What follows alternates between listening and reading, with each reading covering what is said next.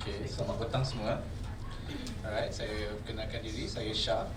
Saya wakil dari LIG. Saya akan jadi moderator untuk session petang ini, iaitu Religious Freedom. Bersama saya dengan dua barisan panelis, iaitu Dr. Faziladin daripada IIUM. She teaches comparative religion.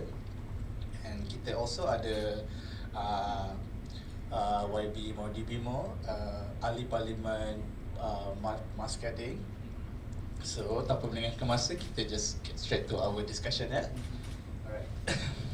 For that, I akan present dengan two cases of diversity.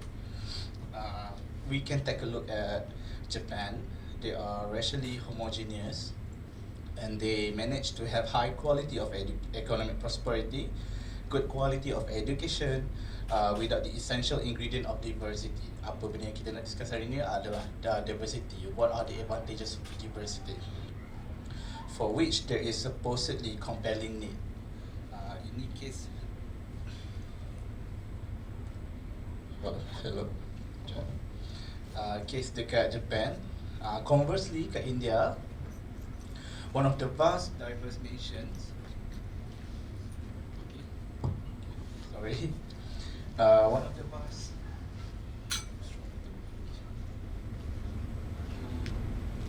Sekejap saya panggil technician. Boleh teruskan Cakap rasanya boleh dengar kan? Boleh dengar, boleh. Tapi saya panggil technician sekejap. Alright. Kita teruskan je, ya? Teruskan. So, conversely, India, one of the vast diverse nations on earth, have a record of intergroup intolerance and lethal violence. Today, that is worse than anything. So, saya juga rasa diversity ni bagus bila one good evidence about the good thing about diversity, you can travel back to the times of Abbasid Caliphate. Khalifah Al-Mansur laid out the foundation of Baghdad and create a movement of translation and invited people from all parts of the world to translate the Greek classical text.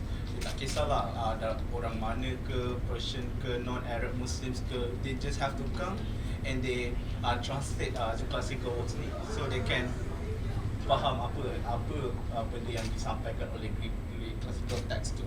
So this has led to the rise of Muslim civilization at that time by them having a open policy for their education system untuk dorang menambah baikkan lagi dorang punya civilization.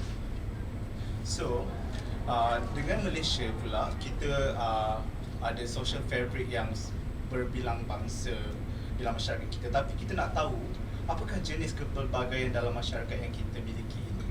So boleh Mr. Bimo boleh jawab. Kepelbagaian masyarakat yang kita ada pada ni adalah dari segi dia punya, kita punya kepelbagaian bangsa, kepelbagaian agama, adat resam, terutama di bila kita cakap tentang Bumi Putra, golongan Bumi Putra, kita ada bangsa Dayak, Bidayuh, Iban, Kadazan di Sabah, Sarawak, banyak di sana. Jadi kepelbagaian inilah yang buat kita lebih unik lah, dan perlu ada kesepahaman yang kukuh untuk mengenali semua kaum ini supaya kita dapat lebih bersatu padu lah bagi saya lah. Pandangan Ya, kita mempunyai, saya setuju dengan yang berhubungan apa yang kita cakap. Kepelbagaian kita, ya, kita ada banyak selain daripada bangsa Cina, India, Melayu. Dalam kalangan Melayu sendiri pun ada macam-macam negeri sembilan, Kis dan sebagainya. Kita memang amat kepelbagaian kita amat luas sekali kan. Kita mempunyai banyak adat resam yang berbeza tetapi complementary, dan kita juga selalu bertukar-tukar adat resam dan kita enjoy adat resam tu kan. Sama-sama kita semua nak makan nasi lemak, semua nak baca baya, baca buku sebagainya kan, very enjoyable. Ya. So, adakah ini membawa kebaikan kepada masyarakat Malaysia yang berbeza dengan keunikan ini? Apa yang Sepatutnya ia membawakan banyak kebaikan sebab kita boleh mempelajari daripada tiap kaum yang berbeza kan, adat-adat yang tertentu. Kita boleh mempelajari agama supaya supaya kita lebih mengetahui dan tidak terlalu sensitif. Apa lagi? Kita dah cakap tentang makanan, kita enjoy sangat makanan di Malaysia ini. Kita juga enjoy pakaian, insya-Allah.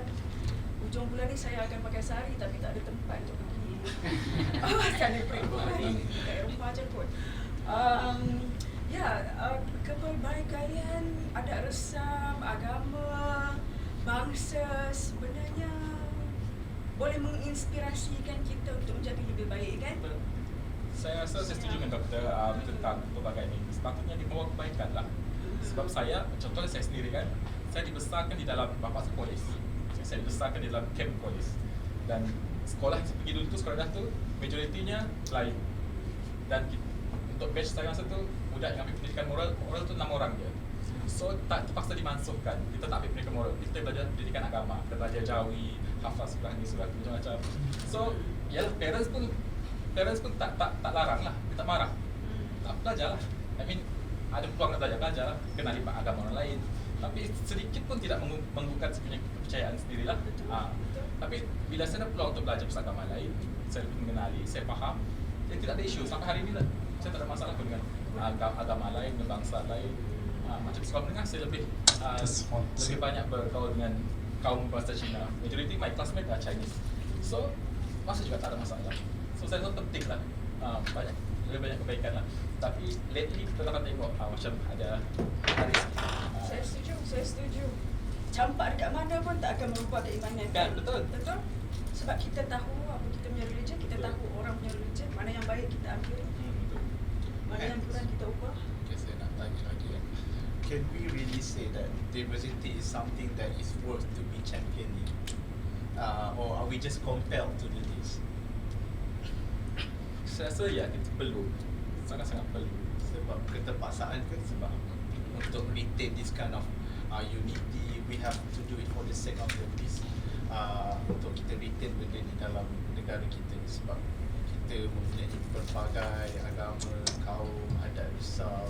Kita bukan terpaksa retaining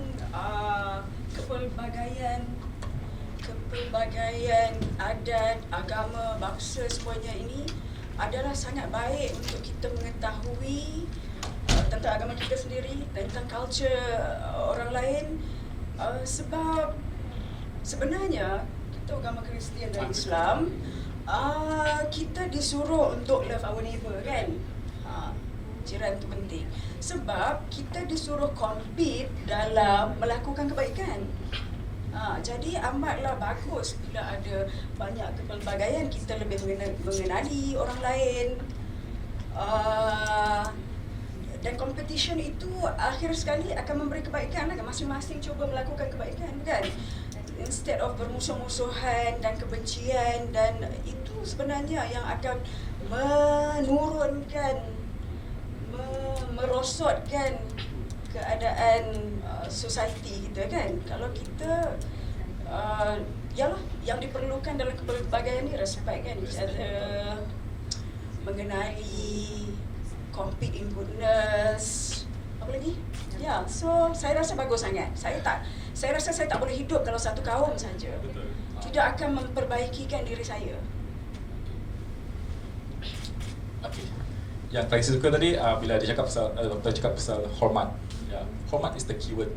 Hormat orang lain, hormat your neighbor, sayang dia orang. Benda itulah yang paling penting, key untuk kita mencapai perpaduan tu. Sebab apa yang berlaku sekarang ni, bila tidak ada perpaduan, kita tidak mengenali jiran kita, tidak mengenali kaum lain, masing-masing rasa terancam. Contoh baru-baru ni, isu tulisan kad. Pasal tulisan tu je orang dah gelabah kan. Bila tanya on the ground, tanya pasal sentuh tentang isu tu, adakah dia orang faham apa yang kerajaan sedang buat? Dia tak tahu. Itulah masalah orang kita lah. Orang kita kurang membaca. Dia hentam-hentam je. Tengoklah Facebook, dia hentam-hentam je. Especially yesterday budget presentation. Hentam-hentam je, dia tak baca pun. Kalau dia nak lepas baca, dah faham, nak hentam tak apa, tak ada masalah. Tapi dia tak baca pun. Kadang it's a fake news. Dia pun percaya bulan-bulan. Itulah masalahnya. So, perlu ada inisiatif daripada individu itu sendiri, kita lah, masyarakat ni, untuk mengenali bangsa lain, agama lain dan hormat. Itu je, simple. sebab kita hidup bersama kan. Jadi kalau kita tak mengenali, susahkan diri kita sendiri lah kan. So apa yang saya faham ialah the essence untuk diversity ni ialah being respectful to each other kan. Tapi however, okay ni kita different context lah. Dekat dulu diorang nak mempelbagaikan kaum dekat university admission dekat Amerika dulu, they reserve quota for this African American untuk datang belajar. Actually they don't actually reserve, tapi they just want to macam tak nak dorang rasa dilabel racist because what happened before, how they treat the blacks during slavery period dulu. So macam it shows that they dorang SAT test dorang as compared to the white very low. So macam can this work, can this economically help the country bila kita rasa macam we just asking them to come to actually for the quotas.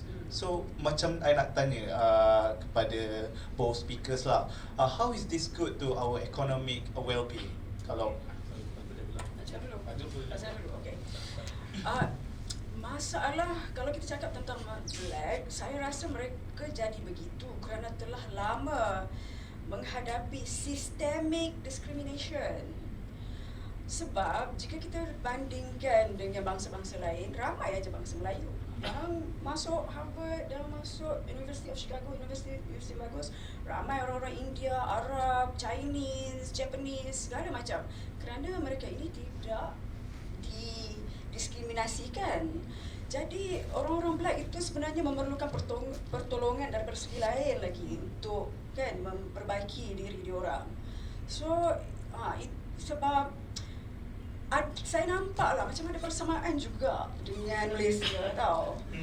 Sebab okay, kita affirmative action dekat Malaysia ni, is it really necessary for we to reserve big quotas for the Malays untuk macam meramaikan orang Melayu untuk be economically when they are actually bila diorang datang ke workforce, they are incompetent, and this is being complained by the majikan-majikan dekat sana luar sana. Itulah kita tidak mahu kan. Kita mahu orang-orang yang berkemampuan. Jadi mereka belajar, diorang masuk adalah kerana merit diorang kan. Sepatutnya macam tu. Yes, kita hendak menolong orang-orang yang lemah supaya mereka tidak ketinggalan. Tetapi kita ada keadaan-keadaan di mana orang-orang yang kaya sebagainya tetap masuk dalam universiti, contohnya UiTM. Padahal mereka berupaya dan mampu untuk pergi ke Harvard, Cambridge, Oxford dan sebagainya, tetapi mak bapak mereka lebih suka untuk ada kereta antik dan rumah resort dan sebagainya kan.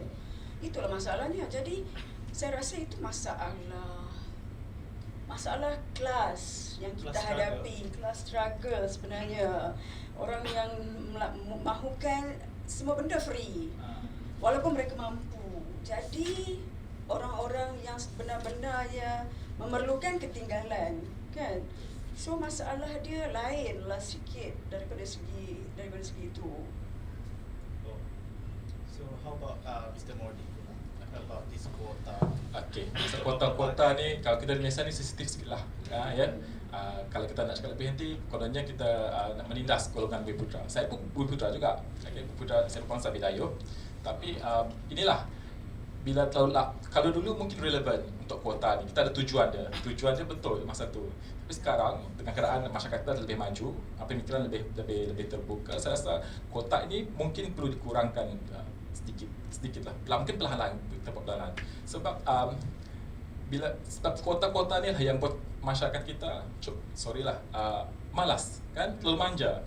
Kalau cakap malas dia marah orang luar ya. Tapi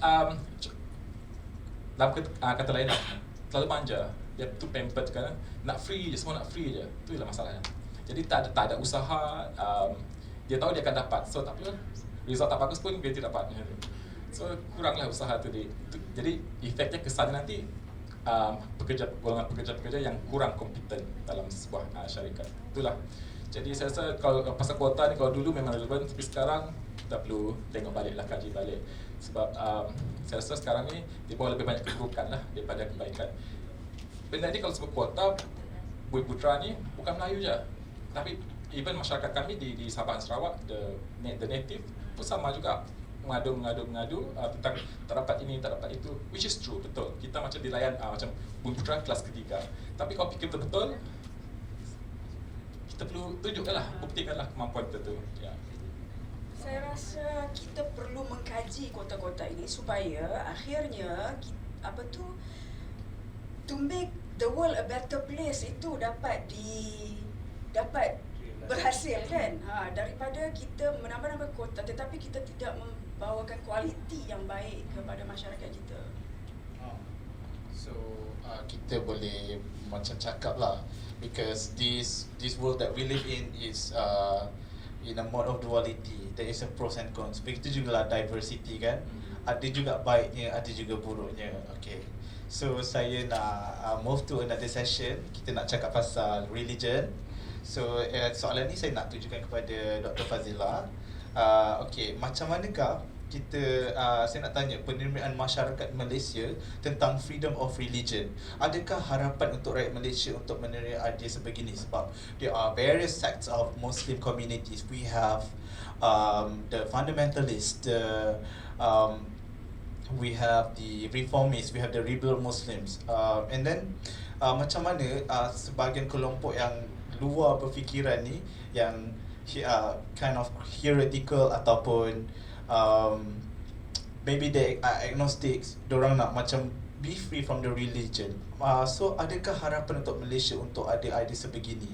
Macam mana penerimaan rakyat Malaysia? Buat masa ini saya rasa amat susah sebab kita tidak diajar Islam yang universal pada pandangan saya. Kita diajar Islam yang tribal, yang kita mengikut sesuatu itu sebab kita ada institutionalized religion. Religion bukan lagi sesuatu itu untuk kita mencapai spirituality. Religion sekarang jadi macam penyembah religion pula, bukan penyembah Tuhan. Rasa tak macam tu? Jadi kan, ya, jihadnya amatlah besar kalau kita nak mengajar. Sebab selama ini kita diajar macam itu. Kita anggap agama kita sahaja betul. Siapa-siapa pun, mana-mana pun religion pun cakap religion dia sahaja betul, orang lain semuanya salah. Jadi kita tidak mencapai matlamat universal humanism itu, kan? Itu antara kontributor kepada ketidaksepaduan lah antara kita. Sepatutnya kalau religion kita adalah religion yang baik, ianya patut menjadikan kita lebih ethical, lebih compassionate society, lebih yalah semua-semua yang baik-baik yang kita hendak tu, harmoni tu kan. Jadi tidak ada jalan lain. Kita perlu ada orang-orang yang mengajar religion dengan sebenar-benarnya, balik kepada asas kitab-kitab kita. Sebab sekarang ini kita berpandu kepada racism kita sebenarnya, speciality kita. Kalau di Malaysia macam mana? Itulah yang tak berlaku yang di Malaysia ni. Yang saya cakap ni tentang Malaysia lah kan. Kita ni tak macam freedom of religion tu tak akan direalisasikan. InsyaAllah akan kalau kita start daripada sekarang. Kalau kita bermula supaya kita dapat memahami religion tu sebagaimana. Bukan sebab dalam agama kita mengatakan Tuhan yang memberi hidayah. Kita cuma mengajar orang. Kita tidak boleh memaksa orang menerima apa-apa pun kan. Bukan setakat religion, apa-apa pun, nak kahwin ke, nak makan ke, kita tak boleh memaksa orang kan. Orang ada idea mereka masing-masing. Dan dengan memaksa akan menyebabkan keadaan lebih buruk kan gitu. Ya, orang akan rebel kan. Jadi kita perlulah memahami tadi dan respect tadi, memberi dignity kepada manusia kan. Itulah tujuannya kita. Tujuan agama kan.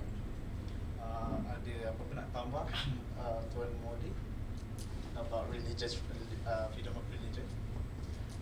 Okay, bila cakap tentang agama ni, dia sebenarnya guideline untuk kita, panduan hidup untuk jadi orang yang lebih baik.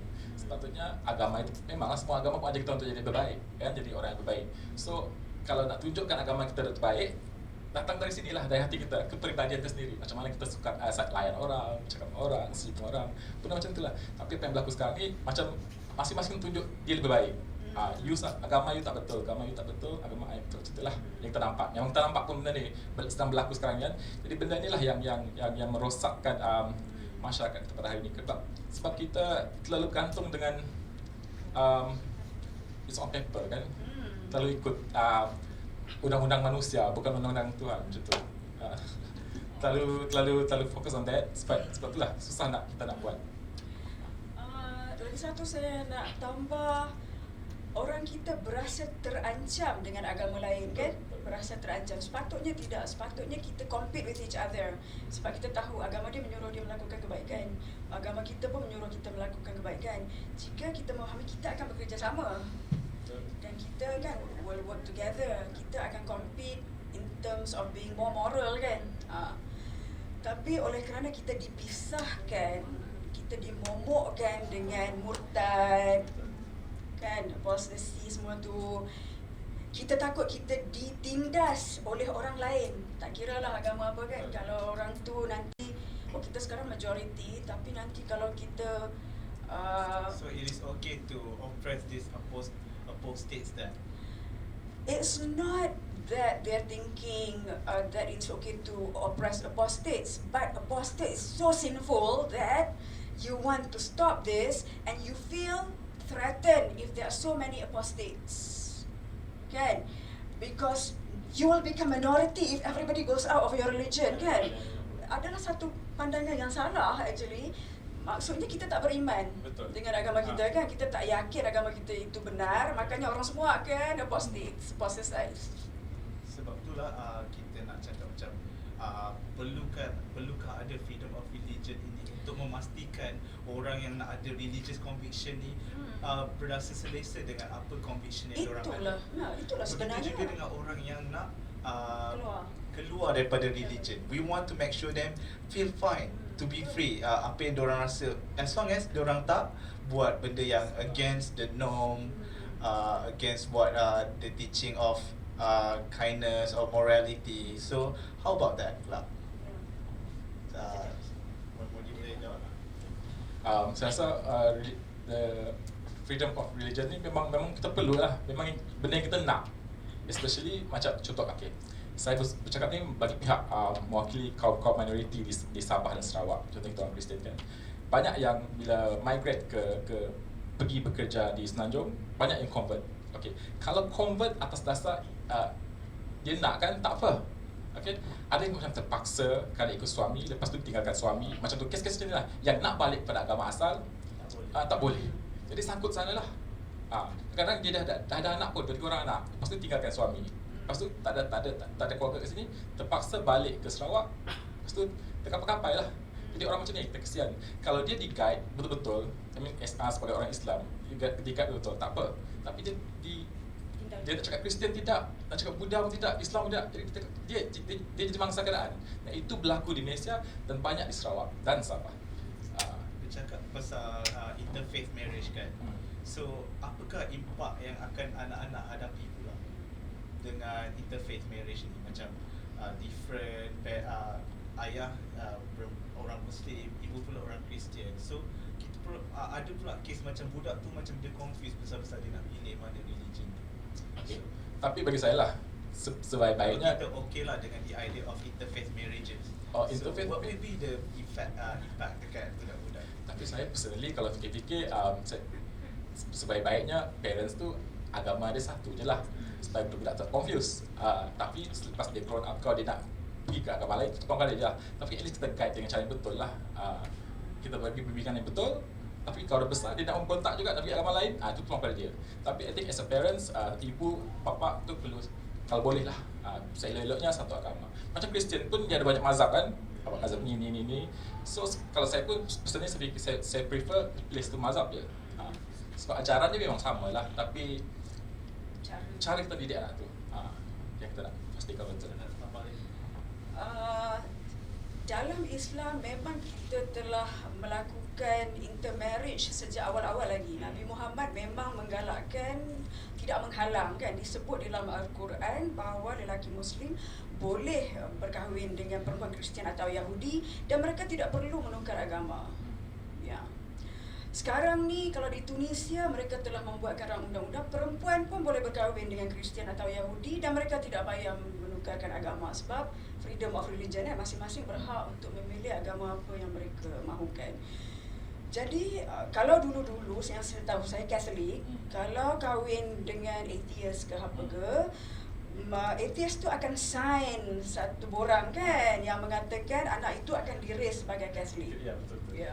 Dalam Islam, oleh kerana kerajaan adalah Islam dan sebagainya, especially kalau lelaki itu Islam, anak-anak ialah mesti ikut agama bapanya. Jadi memang satu agama je lah yang orang, jadi tidak ada masalah dalam hal itu.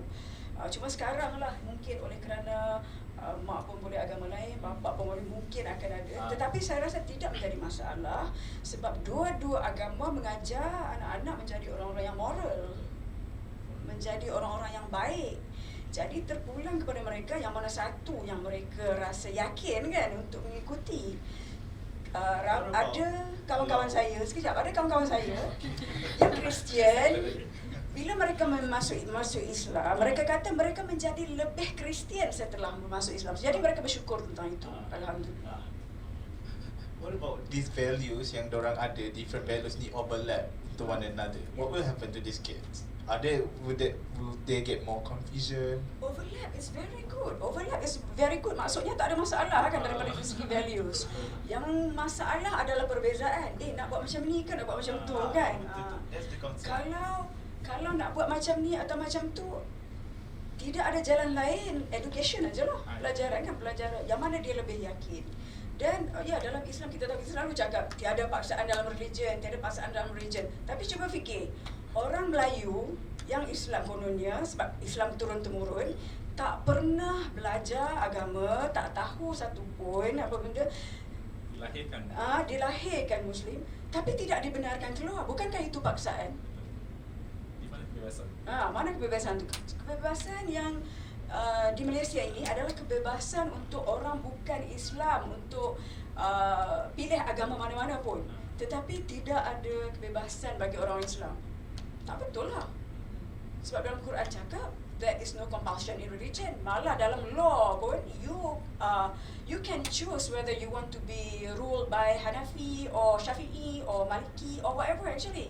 Ini orang-orang kita tidak tahu.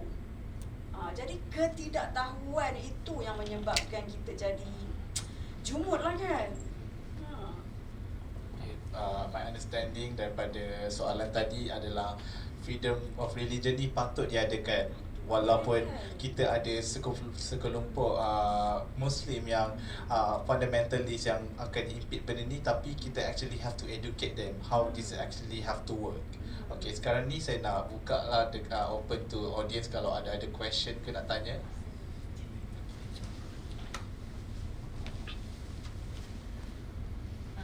Okay, soalan saya pertamanya pada YB Mordi, sebab dia ahli politik. Okay, sebab dalam the whole discussion ni kita boleh dengar lah yang maknanya dua panel ni bersetuju bahawasanya di Malaysia tak ada kebebasan beragama. Dan kita boleh nampak sistem di Malaysia sendiri bermasalah, which is sistem perkahwinan yang mewajibkan kalau orang bukan Islam nak kahwin dengan orang Islam wajib tukar agama. Apa sebagai ahli politik, apa langkah nak mengatasi dia, atau adakah sebagai orang di frontliner ni untuk buat langkah perubahan untuk mengatasi masalah religious freedom religious?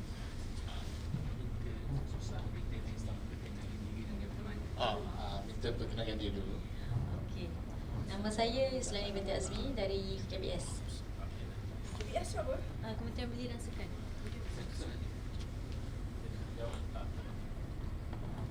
Okey. Kita di Malaysia memang kita dah buat kebebasan beragama tu memang ada. Okey. Tapi macam yang doktor cakap tadi lah, dia macam mana? Dalam Islam tu dia dilahir kebebasan beragama tu cuma dalam Islam. Tapi bukan. Kebebasan agama untuk orang lain. Untuk orang lain. Maksudnya bebas untuk masuk agama Islam. Tapi untuk orang Islam keluar daripada Islam tu tak boleh. Jadi kebebasan tu apply kepada orang yang bukan Islam sahaja. Tapi kalau nak cakap dalam perlembagaan, benda ni soalan pertama, soalan paling penting, adakah masyarakat kita sudah sedia? Adakah kita bersedia? Sikit pun dah ada menggelabah, Kalau nak cakap dia lagi-lagi lah serius. Jadi education education lah yang paling penting sekarang ni untuk buat masyarakat kita lebih positif lah, lebih berfikiran terbuka. Sebab 10-20 mereka tahun. ya mungkin 10-20 tahun lagi kot. Kalau hari ni besok nak bentang kat benda tu, kecoh lah tu Malaysia. Betul. Perang terus. Nampak cross pun tu macam Tengok nampak cross pun tak mengapa. macam kecoh. Dracula kan. Tapi tengok bila macam isu cross dulu kan sebelum ni, nampak sign tu pun dia dah kecoh dalam apa, sensitif sangat kan. Benda tu apalah sangat sampai boleh mengubah kita punya kepercayaan kan. Tapi kita tak boleh cakap pasal pihak yang satu lagi sama juga. Isu tulisan Jawi tu pun dia mengubah juga. Samalah, masing-masing rasa terancam. Itulah masalah kita. Dia mudah sangat rasa terancam tu, rasa jadi macam mangsa kan? Sebab dia pun tak mungkin iman dia tak kuat Iman kot. dia tak kuat lah, masing-masing Dia pun tak tak kuat. percaya dengan agama sendiri. Betul. Kenapa dia pun takut? Sebab itulah yang kita Classes Ah, kan. Kita kena buat classes banyak-banyak macam-macam So ni lagi. what about being respectful to each other about, because this is obviously a threat to multiculturalism. Benda ni a bad thing about multiculturalism because diorang easily affected by the sign, by the written the Jawi punya apa ni tulisan. So how about that? How about being respectful? Benda ni boleh push ke? Kita tak Because- respectful lah jadi macam gini kan. Because kita tak respectful. Kita cakap respectful tapi kita tak respectful. Kita tak mengikut ajaran agama kita.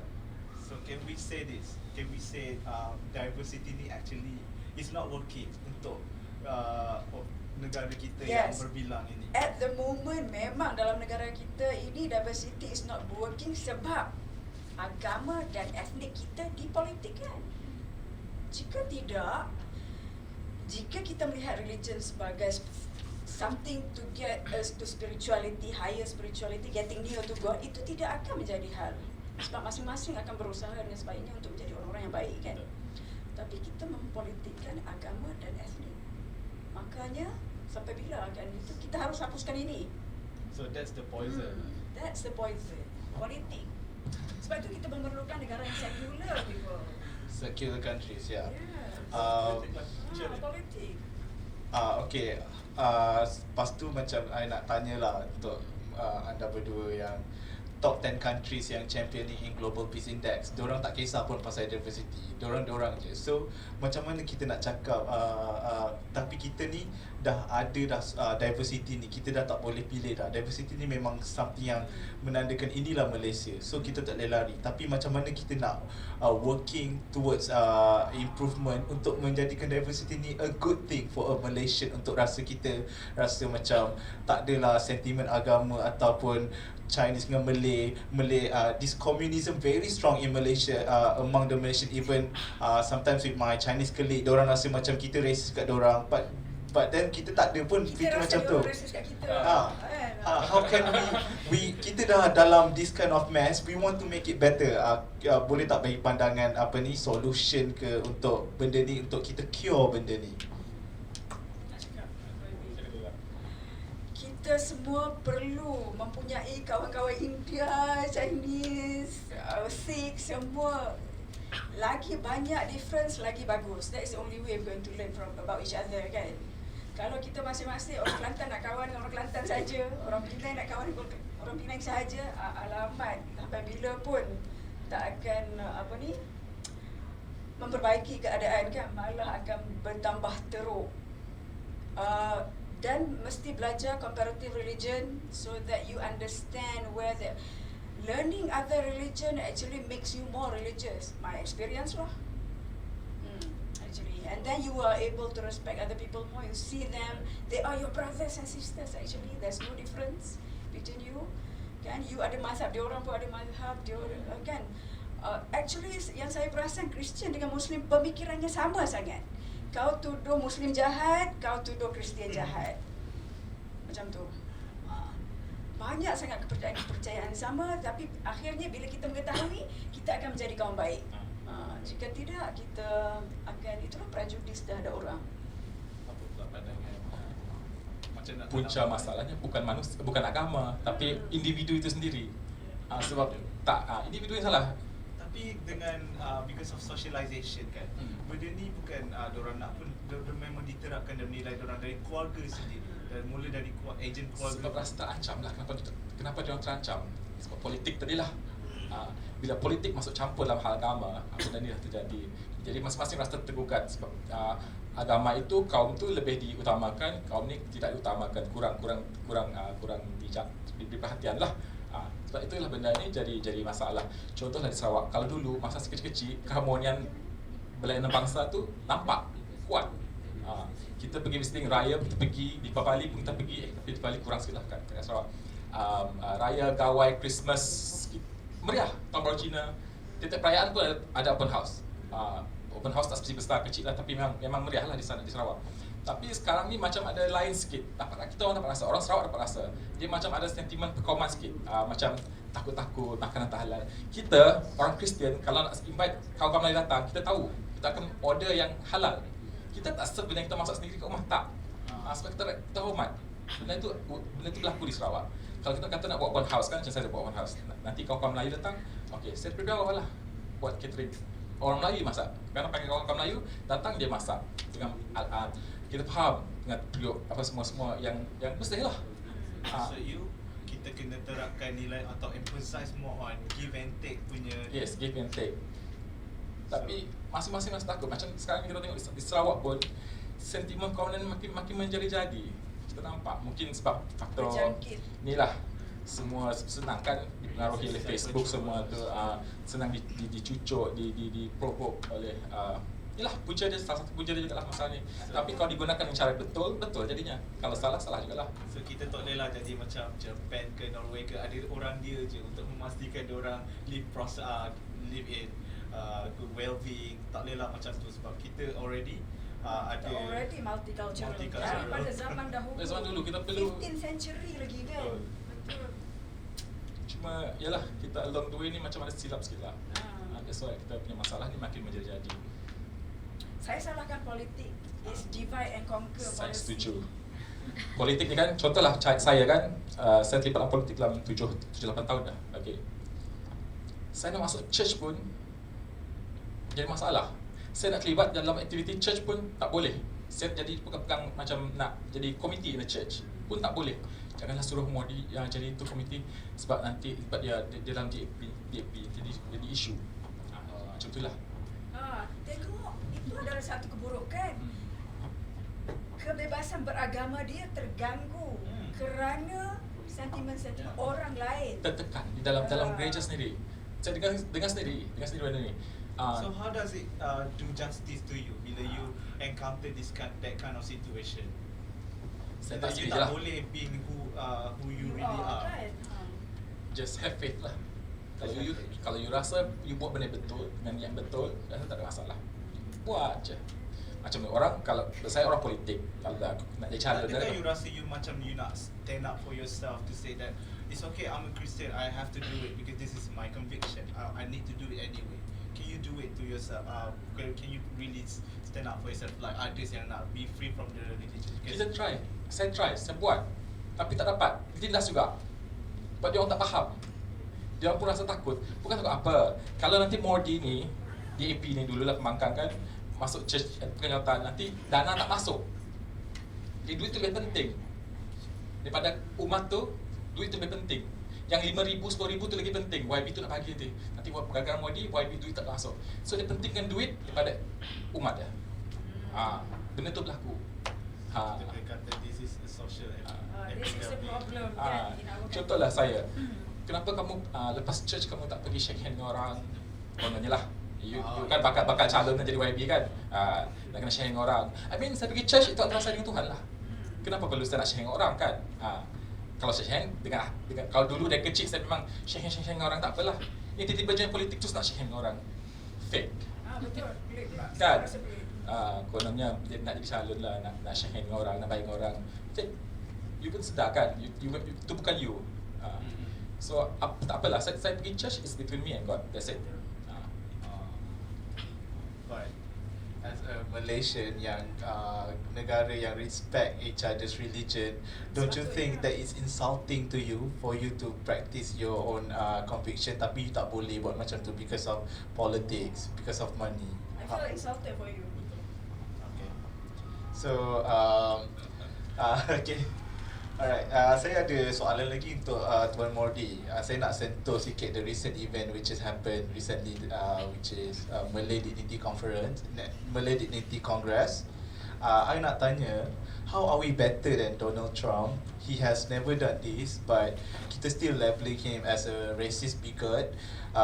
Bila when he push for a stricter immigration policy, tapi dia tak pernah pun buat Malay Dignity Congress ni. Macam mana akan White's Dignity Congress. macam mana apakah impak buruknya daripada kesan Malay Dignity Congress ni bila diorang tahu they are well aware we are so diverse, we have so many ethnicities, many berbilang kaum, tapi diorang mesti proceed juga. Apa pandangan Tuan Modi pasal Malay Dignity Congress ni? Okay, pasal Donald Trump tadi, thank God we are not there yet. Okay, kita tak sampai tahap tu lagi, tak ekstrim sampai tahap tu lagi. Tapi kalau kita tak jaga-jaga, kita mungkin sampai ke arah tu. Okay. Macam apa yang berlaku sekarang ni, kongres yang baru-baru ni, mungkin akan jadi lebih teruk kalau tidak dibendung dari sekarang lah. Okay, kongres itu tak salah, tak ada masalah sebenarnya. Okay, masing-masing nak jaga kaum dia sendiri kan, macam kaum Melayu. Pukul lah tak apa, tak ada masalah untuk kena pasti apa masalah-masalah dalam masyarakat itu sendiri, macam mana nak perbaiki.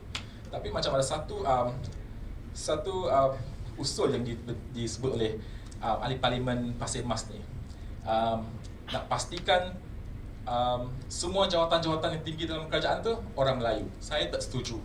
Okay, bagi saya, you Melayu ke, you Cina ke, you Islam ke, Kristen ke, kalau you bagus, baguslah. Kalau tak bagus, tak bagus. Simple je. Kalau you nak pegang macam balik pada sistem kuota tadi lah, you nak bagi kepentingan dengan satu kaum je. Padahal dia memang tak bagus pun, tapi nak juga bagi dia sebab kuota kaum, which is wrong. Sampai bila tu Malaysia tak akan maju kalau kita masih dengan pemikiran macam tu. Apa pandangan Dr. Fazila? Saya tidak tahu pun apakah yang mereka bincangkan sebab pada saya adalah warga negara dunia. Saya bukan saya manusia seperti juga orang-orang lain. So is it blatantly racist for them to Saya hold rasa that kind of congress? itu adalah very tribal yang mana Islam menolaknya. Islamists especially are against racism. We are supposed to be more humanist kan, universal. Jadi kalau nak position dan sebagainya untuk bangsa sahaja itu tanpa mengira, maksudnya mereka ini tidak pernah baca pun asal usul Dustur Madinah, constitution yang pertama yang ditulis oleh Nabi Muhammad kan, bila dia sampai ke Madinah 2 bulan aja selepas sampai dia orang tulis constitution di mana Muslim masa itu adalah minority, cuma 400 orang. Majority are Jews and pagans. But yet they live together, they sign a constitution, they agree on the morality that they should share, helping each other, building the country. Cuba baca Dustur Madinah betul-betul. The Jews can practice their religion, Muslim practice their religion, yet then they live together. The basis of their solidarity is morality and ethics. Itu yang penting. Unethical lah untuk orang buat kongres macam tu. Khalifah selain zaman Abbasid contohnya, dia punya accountant selalunya Kristian. Yeah, market family. Well, that one is Persian. That one is Persian, but there are other Christians and different negara-negara zaman itu, khalifah-khalifah dahulu are very pluralistic, were very pluralistic actually. Jadi orang-orang ni tak pernah baca asal-usul history diorang dan menjadi racist macam ni yang tidak sepatutnya datang daripada kita. Tapi who are we to say that with them having this kind of nationalistic ideas of they have to keep this to themselves, to their own patron. So who are we to say that they are wrong? Can if you say you are Muslims, especially, this is very wrong. Because Islam came to change that tribal mentality. Muslim, Jews and Christians have always been working together when Muslim were in leadership. Okay, you remember Convivencia, for example, in Spain, kan? Even Turkish Khalifate, kan? They are governed, each one have their own court of religion, but they have a law which is for everyone in the country, kan? So they actually were practicing secularism long before Western people had secularism. Actually, everybody has their own religion, religious code and family code, everything like that, according to their religion. But negara, undang-undang negara adalah universal lah untuk semua orang. Sebab citizen kan, semua orang citizen. So sekarang saya nak buka kepada audience. Kalau siapa-siapa nak tanya soalan kepada, okay, sila kenalkan diri. Okay, hi, Assalamualaikum and good evening. My name is Ifa Fana. I'm from UIA. I have a question to Dr. Fazila. In Quran, there is one or two lines about like lakum dinukum or la ikrah. Yeah. Yeah. And I want to ask, if we are not supposed to, you know, like we don't have to force anyone in religion, and why is there a term called murtad? And may I know, is there any nas in the Quran about murtad and the punishment towards the apostates? Thank you for your question. There is no verse in the Quran about apostasy. In fact, it says, those who believe and disbelieve and believe again, disbelieve again and believe again and disbelieve again, God will not guide them. That's it. It doesn't say kill them or hunt them. In fact, La Ikraha Fid Din, if you read Mahmoud Ayub's, I forgot the title of the book, but this is a collection of articles on comparative religion. The Asbab Nuzul, or the, what's in English, Asbab Nuzul? Occasion of the revelation was that there were two brothers. They were doing business in Syria. Syria at that time was having evangelization. So everybody were actively Christian thing. And in Makkah, in Medina, they were all Muslims, right? So the father came and asked the Prophet, dia cakap, okay, one of my leg is in hell, another leg is in heaven. Macam itulah dia orang cakap dulu kan. Why? What happened? Okay, my two sons who are doing business over there in Syria, they want to convert to Christianity. So the Prophet doesn't know what to say. He just went home lah. And revelation came later and says, there is no compulsion in religion. Truth is clear from error. Whoever follows God, they will be successful. Okay? So, wait lah, belum finish again. Lepas tu, so the Prophet went to tell the father. So the brother, eldest brother, when he heard it, he converted to Christianity. And then after that, the younger brother heard that also, he also converted to Christianity. Nobody hunted them. Because that is not, they are not doing any harm to the religion of Islam or anything. So apostasy was mistaken. Actually, the reason they were killed was because of treason.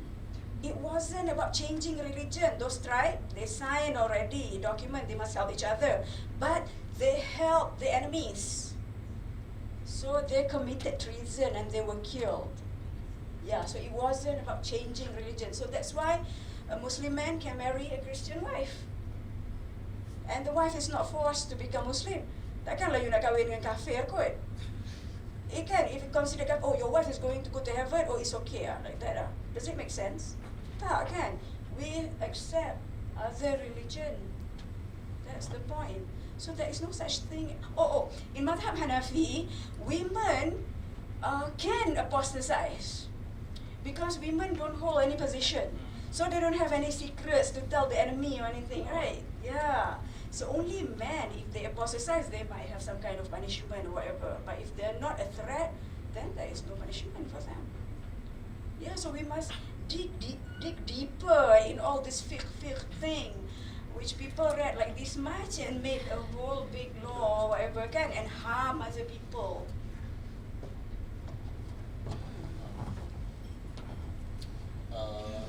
Okay, saya nak follow up yang question tadi.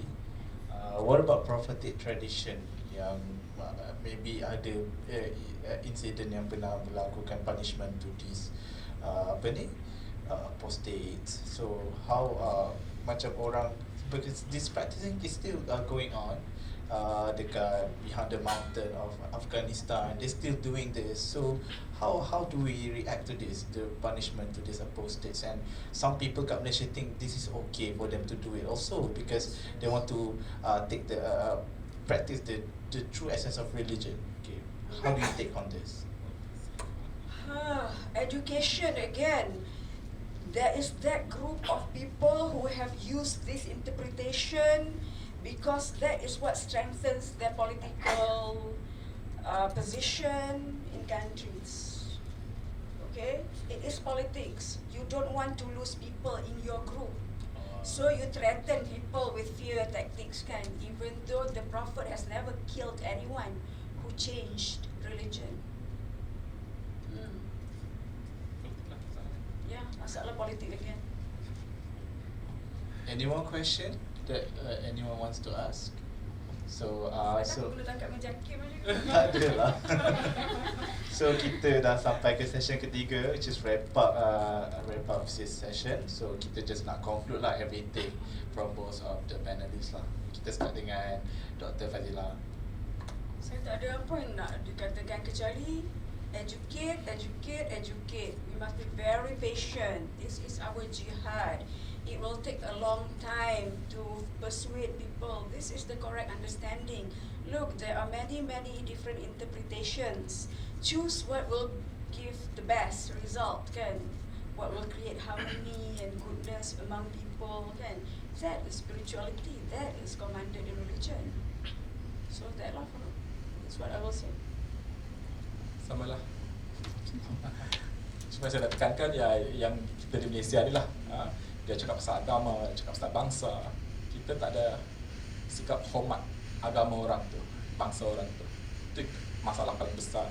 Sebab itu basic things yang kita perlu ada dalam diri kita as a human, hormat bangsa, agama orang lain. Sebab benda ni kalau tak dipraktikkan, sebab dari kecil kita dididik situ. Macam saya kan, dari kecil ditakut-takutkan, you bukan Islam, you akan masuk neraka. Saya rasa ramai kawan-kawan yang macam saya lah, dibesarkan, membesar dengan ayat tu, you bukan Islam, you akan masuk neraka macam tu. Mana nak tahu you masuk neraka, masuk syurga kan, you tak tahu kan. Tapi masa kecil kan kita orang ditakut-takutkan dengan benda tu. Sampai sekarang lah, even my niece, my nephew pun tanya benda tu. Uncle, betul nak benda-benda macam ni?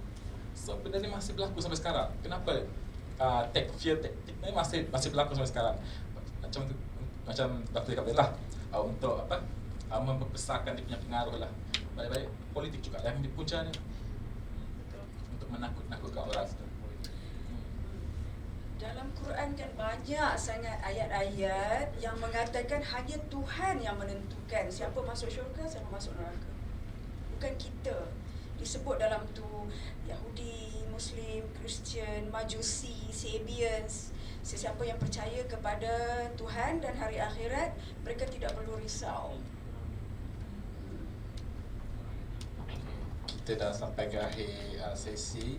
So saya nak terima kasih kepada dua panelis yang datang ni, yang sudi meluangkan masa petang-petang ni. Maybe dah ada plan lain tapi terpaksa tapi kena datang sini untuk meluangkan masa dengan kami untuk discuss benda ni, pasal kepentingan diversity and setbacks yang kita dah discuss tadi. Dari saya macam kita maybe lepas ni kita akan ada session lagi, maybe kita akan invite lagi. So terima kasihlah datang untuk meluangkan masa. Okay, itu je. Alright.